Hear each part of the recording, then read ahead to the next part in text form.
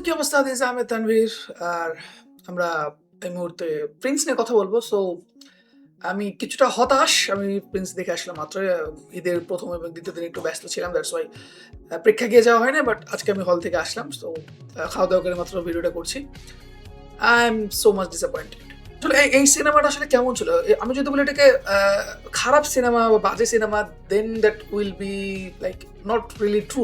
হ্যাঁ, এটা চলে। ইটস এ মানে মোটামুটি এন্টারটেইনমেন্ট আপনি হইতে পারবেন। But in the terms of Shakib Khan আমরা বর্তমানে যে সকল কাজগুলো তারা অলরেডি দেখে ফেলেছি।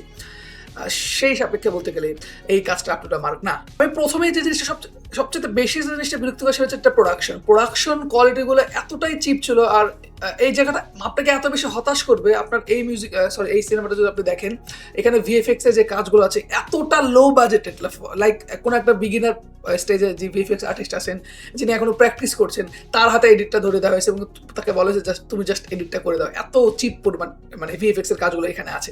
এবার যদি একটা ফিল্মের সবচেয়ে গুরুত্বপূর্ণ জিনিস তার স্টোরি, তো এইখানে যে স্টোরিটা তারা বোঝানোর ট্রাই করেছে সেটা এতটা বেশি আর কি ডটগুলো ছড়ানো ছিটানো ছিল। আপনি সিনেমা যখন শুরু হয় প্রথম 30 মিনিটটা খুবই বোরিং ছিল। 30 থেকে 40 মিনিট পর্যন্ত কোনো এনজয় করতে পারছিলাম না। আমি হাই তুলেছি বেশ কয়েকবার যে আসলে হচ্ছে এটা কি।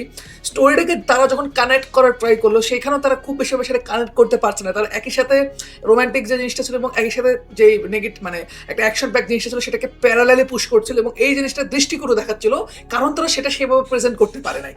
সোজা কথা, স্টোরি টেলিংটা একদমই ফুটে না। স্টোরি টেলিং এর যে ধাঁচটা আছে, স্টোরি টেলিং এর যে ব্যাপারগুলো আছে সেটা এই স্ক্রিন প্লেতে একদমই বলতে গেলে খুবই বাজেভাবে ছিল। এখানে স্ক্রিন টাইম সবচেয়ে বেশি ছিল সাকিব খানের। এবং আমি বলছি কি, এই ফিল্মটা যদি ওয়ার্ক করে জাস্ট বিকজ এটার ক্যারেক্টারগুলো অভিনয় করে না, আর কিচ্ছু না এই ফিল্মে। এই ফিল্মের যদি আপনি মেকার্সগুলো যারা, আমি জানি না তারা আসলে কেন কাজ করছে। সাকিব খান প্রবাবলি স্ক্রিপ্ট দেখে তিনি কাজে হাত দিয়েছিলেন। স্ক্রিপ্টটা কি খারাপ ছিল? মেবি নট, বাট স্ক্রিপ্টটাকে ইউটিলাইজ করা হচ্ছে ঠিকভাবে? না, একদমই না। স্ক্রিপ্টটা হয়তো অন্যরকমভাবে ইউটিলাইজ করা যেতে পারতো, আমাদের সামনে গল্পটাকে অন্যভাবে প্রেজেন্ট করা যেতে পারতো, বাট আলটিমেটলি সব জায়গাতে এই ফিল্মটা ফেল করেছে। দেখেন, অলরেডি তুফান, তাণ্ডব, বরবাদের মতো কিছু কিছু অ্যাকশন প্যাক ফিল্ম যেটা সাকিব খান লাস্ট প্রিভিয়াস কিছু ইয়ার ধরে করেছেন, ভাই এগুলো নিয়ে আমাদের আর কিছু বলার কিছু নেই। Top notch editing, top notch performance. Shakib খানকে নিয়ে যদি আমি এই ফিল্মেও কথা বলি, তার পারফরমেন্স নিয়ে কোনো কমপ্লেন নাই, কোনো অবজেকশন নাই, কোনো মাথা ব্যথা পর্যন্ত আপনার হবে না। আপনি যে জায়গাগুলো এনজয় করবেন ফিল্মে, যে জায়গাগুলো এই ফিল্মের এই জায়গাগুলো এনজয় করবেন জাস্ট বিকজ সেখানে সাকিব খানের একটা প্রেজেন্স আছে। কালার গ্রেডিং এর ক্ষেত্রে এখানে একদমই অযত্ন করা হয়েছে। মানে আমি জাস্ট কোনো জায়গায় কালার ঠিক মতো ম্যাচ দেখতে পাচ্ছিলাম না। যদি আমি সিঙ্গেল স্ক্রিনে দেখেছি, অর্থাৎ একদম হলে যেহেতু পর্দা ফেলে সেখানে দেখো নাই, হয়তো সেখানে কালার বুঝতে কিছুটা টাফ, বাট কিছু কিছু জায়গায় ভিএক্স এর কাজের সাথে কালারের একটা কম্বিনেশনের ব্যাপার আছে। সেই জায়গাগুলো তারা একদমই আওলায় ফেলেছে এবং সেই জায়গাগুলো খুবই দেখতে বিচ্ছিরি লাগছিল। এই ফিল্মে একটা গান আছে, টোটালি 3টা গান আর কি ফিল্ম চলাকালীন প্লে হতো। একটা গান আছে, এটা কাইন্ড অফ কি বলে, আপনি কাউকে প্রেজেন্ট করার জন্য, মানে শাকিব খানের যিনি প্রিন্স হিসেবে তার যে প্রেজেন্ট, শাকিব খানের আসল এখানে ইব্রাহিম। সো ইব্রাহিম প্রিন্স হয়ে ওঠার পরে যে তার ঘটনাগুলো সেটাকে হাইলাইট করার জন্য একটা ব্যাকগ্রাউন্ড মিউজিক সহ সেখানে একটা মিউজিক দেওয়া হয়েছিল। বাট ভাই, ওই মিউজিক চলাকালীন সময় যে সিনারিওগুলো আপনারা দেখেছেন, আমি লজ্জায় মুখ ঢাকছিলাম যে what kind of VFX is it. একটা আপনি বিমান উড়ে যাচ্ছে, যে বিমানগুলো যুদ্ধ বিমান উড়ে যাচ্ছে, র্যান্ডমলি বিভিন্ন জায়গায় বোম ফুটতেছে। তিনি একটা কার ব্যাকগ্রাউন্ডে কার্গো বিমান, হেলিকপ্টার, মানে হ্যান ত্যান, তিনি জাস্ট কয়লা দিয়ে হাঁটতেছে। মানে why do you have to do it? তারা এমনকি কিছু সিনারিওতে, আমি জানি না সাকিব খান কি ড্রাইভিং পারেন নাকি না, তার যে ড্রাইভিং এর সিকোয়েন্সগুলো ছিল সেখানে তারা গ্রিন স্ক্রিন ব্যবহার করেছে। গ্রিন স্ক্রিন তারা জাস্ট মেবি মাস্কে কি দিয়ে রিমুভ করে ফেলেছে। গ্রিন স্ক্রিন যে ব্লেন্ড করতে হবে আপনার চোখের সামনে, তার পেছনে যে তারা সিনারিওগুলো বুঝে চলন্ত সিনারিও বোঝানো ট্রাই করছিল, আপনারা বুঝতে পারবেন যে না, এটা একটা গ্রিন স্ক্রিন বসানোর পেছনে মানে ভাই কাট হয় নাই ভাই। পেছনের এলিমেন্টসগুলোকে মানে গ্রিন স্ক্রিনটা পর্যন্ত দেখা যাচ্ছিল, এতটা অবস্থা খারাপ। যেখানে ভিএফএক্স এর কাজ করার সময় যারা যেখান থেকে কাট করেছেন, যেখান থেকে তারা সেখানে তারা কোনো যা মাস্কিং এর কোনো টুল অ্যাপ্লিকেবল করে না, তারা জাস্ট রিমুভ করে দিয়েছেন এবং এআই যেভাবে রিমুভ করা দরকার সেভাবে করেছেন। ফিল্মটা অনেক জায়গায় দেখে মনে হচ্ছিল ভাই এখানে এআই ব্যাকগ্রাউন্ড ইউজ করে জাস্ট তার উপরে ক্যারেক্টারগুলোকে রিপ্লেস করে দেওয়া হয়েছে। আর একটা বিষয় আমি খুব বেশি ফ্রাস্ট্রেটেড, সেটা হচ্ছে লোকেশনগুলো। এখানে আপনি দেখবেন ঢাকায় যেহেতু গ্যাংস্টার গল্পটা ছিল, once upon A time in Dhaka লেখাই আছে আমাদের ফিল্মে। সো ঢাকার বিভিন্ন লোকেশনের কথা এখানে উঠেছিল। মিরপুরের কথা বলা হয়, ধানমন্ডি, বনানী, গুলশান ইত্যাদির কথা বলা হয়েছিল, পুরান ঢাকার কথা বলা হয়েছিল। কিন্তু আপনি এখানে ঢাকার কোনো ফ্লেভার পাবেন না। এখানে সব কয়টা লোকেশন দেখবেন আপনি কলকাতার লোকেশন। আপনি যখন ঢাকাকে নিয়ে একটা ফিল্ম বানাতে যাচ্ছেন, ঢাকায় কি লোকেশন অভাব? আপনি কি সেট রিক্রিয়েট করতে পারবেন না?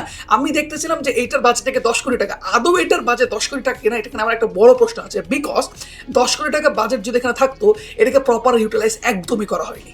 3টা বিষয় এখন আমি কথা বলবো, 3টা খুবই নেগেটিভ বিষয়। ফার্স্ট অফ অল, পরিচালকের কাছে আসে। আবুল হায়াত, তিনি প্রিভিয়াসলি বিভিন্ন কাজ করেছেন, তার প্রায় 2 শতাধিকের উপরে ডকুমেন্টারি কাজ আছে, পূর্ণ দৈর্ঘ্য চলচ্চিত্র প্রবাবলি তার খুব একটা বেশি না, এটা তার মেবি তার একদমই শুরুর দিকের কোনো চলচ্চিত্র হবে। এবং এই জনরা অ্যাকশন জনরাতে এটাই তার প্রথম কাজ যেটা আমি বুঝলাম। এইখানে তিনি কি প্রবাবলি মিজারেবল ভাবে ফেল করেছেন ভাই। মিজারেবল ফেলে এই কারণে বলবো যে এই যে স্ক্রিন প্লে যে ব্যাপারগুলো থাকে, হ্যাঁ, তারপরে স্টোরির ফুটেজে যে ব্যাপারগুলো থাকে, যে জিনিসগুলো আর কি আমরা ডিরেকশনের যে জিনিসগুলো থাকে, কোনভাবে ক্যামেরা অ্যাঙ্গেল দেখতে হবে, এখানে ক্যামেরা অ্যাঙ্গেলের কাজগুলো একদমই বাজে ছিল। সো ওভারঅল ডিরেকশনের দিক থেকে তিনি অনেক ফেল করেছে। এখানে বেশ কিছু শর্ট ছিল, শর্টগুলো খুব দারুণ ছিল, বাট এই সংখ্যাটা খুবই কম। একটা সিনেমাটিক এক্সপিরিয়েন্স আপনি যেটা বলতে আমরা বুঝি যে এই সিনেমাটা দেখার পরে আমরা একটা কিছু এক্সপিরিয়েন্স নেবো, একটা সুন্দর একটা ভিজুয়াল নিয়ে বাসায় ফিরবো না। এখানকার আপনাকে আহামরি কোনো এক্সপিরিয়েন্স মানে খুবই নর্মাল কাটগুলো আছে, এক্সেপশনাল কিছু না। এবং এখানে অ্যাকশন সিকোয়েন্স যেগুলো আছে, অ্যাকশন সিকোয়েন্স যদি খুব বেশি পুল করে খুব বেশি কষ্ট করে সেগুলো যে প্রডিউস করার যে ব্যাপারটা তেমন না। অ্যাকশন এখানে সেই মাপের কোনো অ্যাকশন আপনি সেখানে মানে সেই মাপে বলতে কি একদম লং টার্ম অ্যাকশন লাইক একদম 10-15 মিনিট জাস্ট অ্যাকশন হচ্ছে এরকম কিছু নাই। হ্যান্ড টু হ্যান্ড ফাইটের কোনো সিকোয়েন্স সেরকমভাবে আমার চোখে পড়ে না। হ্যান্ড টু হ্যান্ড ফাইটের সিকোয়েন্সের যে মজাটা আছে সেটাকে যদি আবুল হায়াত ইউটিলাইজ করতে পারতো, হ্যান্ড টু হ্যান্ড যদি আমাদের সামনে নিয়ে আসতে পারতো, হয়তো সিনেমার আর বেশ কিছু অংশে আমরা পজিটিভ কথাবার্তা বলতে পারতাম। ক্রিয়েটিভ ল্যান্ড ফিল্মস অর্থাৎ যে প্রোডাকশন কোম্পানিটা এই প্রিন্সের পিছনে কাজ করেছে তাদের এগেনস্টে আমার লাখো কোটি কমপ্লেন আছে। আপনারা জাস্ট মেগাস্টারকে টাকা দিয়ে ইউজ করেছেন এবং মেগাস্টারের স্ক্রিপ্টটাকে মেবি আপনারা কীভাবে পোর্ট্রে করা ট্রাই করেছেন আমি জানি না ভাই। আপনি তার পুরো স্টারডমে যে একটা ফ্লো ছিল সেটাকে আপনারা নষ্ট করে ফেলেছেন। আপনাদেরকে অনেক বেশি আর কি বলবো, মানে আমি খুবই ডিসঅ্যাপয়েন্টেড আপনাদের কাজগুলোর প্রতি। আপনারা ভিএফএক্স ঠিকমতো মনোযোগ দেন নাই। আপনারা এমনকি ফিল্ম হিরোকে যেভাবে প্রেজেন্ট করতে হবে, আদার্স যাদের স্ক্রিন প্লেগুলোকে আপনাকে দেখাতে হবে, সেগুলো আপনারা কোনো ফোকাস করেন নাই। মানে জাস্ট জগাখিচুর অবস্থা করে গেছিলেন আপনারা। এত বড় একটা প্রোডাকশন হাউস আপনি মেগাস্টার কেন কাজ করছেন, 2 বাংলার সবচেয়ে বড় সুপারস্টার বর্তমানে তিনি, তাকে নিয়ে আপনি কাজ করছেন। তাকে নিয়ে আপনি কাজ করার সময় যদি আপনি এরকম কাজ আমাদের সামনে নিয়ে আসেন, এটা একমাত্র শুধুমাত্র আপনাদের ইমেজ বলতে, আপনারা তো একটা ব্যবসা করে চলে যাবেন। শাকিব খানকে আরও তার ইমেজটা ধরে রাখতে হবে। শাকিব খানকেও আমি এই ক্ষেত্রে একটু মানে ওনার প্রতি আমি কিছুটা দুঃখ পেয়েছিলাম। আমি এক্সপেক্ট করেছিলাম তিনি নতুন কোনো একটা জনরায় কাজ করবেন, বাট আলটিমেটলি তিনি আবারও অ্যাকশন জনরায় কাজ করে যে রিদমটা তার ছিল, মানে লাইক একটা লুপের মধ্যে তিনি আটকে গেছেন। আর একটা কমপ্লেন যাকে সেটা হচ্ছে মেকআপ আর্টিস্ট এখানে মানে খুবই হতাশাজনক কিছু কিছু মেকআপ জায়গা আছে। দাড়িগুলোকে ফেক বোঝা যাচ্ছে, হেয়ার কালার ফেক বোঝা যাচ্ছে। শাকিব খানের দাড়ির কালার একটা জায়গায় লাইট পড়েছিল, সেখানে বোঝা যাচ্ছে তার উপরে কালার করা হয়েছে, সেটা বোঝা যাচ্ছে। সো মেকআপ আর্টিস্টের অনেক বেশি গাফিলতি হচ্ছে। দেখেন ভাই, আপনি যদি মেকআপ লাইটিং এইসব জিনিসগুলো ঠিকমতো আমাদের সামনে প্রেজেন্ট করতে না পারেন, এই 2026 সালে এসে একটা মাস একটা সিনেমা যদি আপনি বিল্ড করতে চান, এগুলো নিয়ে খেয়াল না রাখেন, তাহলে আপনাকে ফিল্ম বানানোর দরকার নাই ভাই। তবে যেটা আমি ইতিপূর্বে বললাম যে এই ফিল্মটাকে যদি বাঁচিয়ে দেয় সেটা হচ্ছে ক্যারেক্টারগুলোর অ্যাক্টিং। আমাদের যে নায়ক নায়িকা আদার্স যারা আছে, পার্শ্বপত্য যারা আছেন, তাদের অ্যাক্টিংটা আলটিমেট ফিল্মটাকে বাঁচাবে। আরেকটা জিনিস হচ্ছে ব্যাকগ্রাউন্ড মিউজিক। শুরুতে টিজার দেখে অনেকে সমালোচনা করছে যে ব্যাকগ্রাউন্ড মিউজিকগুলো আপ টু ডেট মানে না, বাট অনেস্টলি স্পিকিং আমি যখন সিনেমা দেখছিলাম ব্যাকগ্রাউন্ডের জন্য আমি একটা আলাদা ফিল পাচ্ছিলাম। আমি খুব বেশি এনজয় করছি তাদের ব্যাকগ্রাউন্ড মিউজিকগুলো। এখানে 3 জন লিড অ্যাক্টর এবং অ্যাক্ট্রেস ছিল, যাদেরকে আপনি চিনেন। তাসনিয়া ফারিন ছিলেন। তাসনিয়া ফারিনকে এখানে কিছুটা আবেদনময় হিসেবে বোঝানোর ট্রাই করেছে এবং তিনি সেখানে একটা ফিল্মের হিরোইনের ক্যারেক্টার প্লে করেছেন। সো তার স্ক্রিন টাইমটা খুব বেশি একটা ছিল, বা যতটুকু টাইম তার কাছে ছিল তিনি প্রপারলি ইউটিলাইজ করার ট্রাই করেছেন। আমার মনে হয় তাকে ঠিকমতো কাজে লাগানো হয়নি। তার যে ক্যারেক্টারটা ছিল, ক্যারেক্টারদের সাথে প্রিন্সের যে কানেকশনটা ছিল, সেই কানেকশনটা যে বিল্ড আপ করে আমাদের সামনে প্রেজেন্ট করা হবে, সেইখানে একদমই মনোযোগ দেওয়া হয়নি। জ্যোতির্ময়ী কুড্ডু বলে একজন ছিল যে শাকিব খানের সাথে তিনি অভিনয় করেছেন। তিনি বেসিক্যালি এখানে তিনি মূল নায়িকা। তিনি ইতিপূর্বে স্টার জলসা বা ওপার বাংলার বেশ কিছু নাটকে তিনি কাজ করেছেন এবং নাটক থেকে তিনি এখানে কাইন্ড অফ ইদিকা পলের মতনই, তার যদি বলি আমি তার ব্যাকগ্রাউন্ডটা, ইদিকা পল যেরকম নাটক থেকে এখানে এসেছে, তিনি তার নাটক থেকে জন্ম থেকে এখানে এসেছে। তাকে একটা খুবই বাংলাদেশের লোকাল কোনো একটা অ্যাকসেন্টে তাকে অভিনয় করতে হয়েছিল এবং তার অ্যাকসেন্টটা যে তিনি ট্রাই করেছিলেন না সেটা বোঝা যাচ্ছিল। But hats off to her যে তিনি অ্যাটলিস্ট ট্রাই করে জিনিসটাকে খুব বেশি আন্দাজ করতে দেন এবং তার যে একটা প্রেজেন্সটা ছিল, তার প্রেজেন্সগুলো আমরা অনেক বেশি এনজয় করেছি। এগেইন এখানে একটা সমস্যা হচ্ছে কি, তার ক্যারেক্টার বিল্ড আপে কোনো একটা সময় দেওয়া হয় না। জাস্ট তার ক্যারেক্টারটাও কাইন্ড অফ কি বলবো, জাস্ট আসলেও কিছু কিছু জায়গায় ইম্প্যাক্ট ছিল, খুব বেশি ইম্প্যাক্ট তার ক্যারেক্টারও ছিল না, তো তাকে ইউটিলাইজ করে দেন তাকে ফেলে দেওয়া হলো।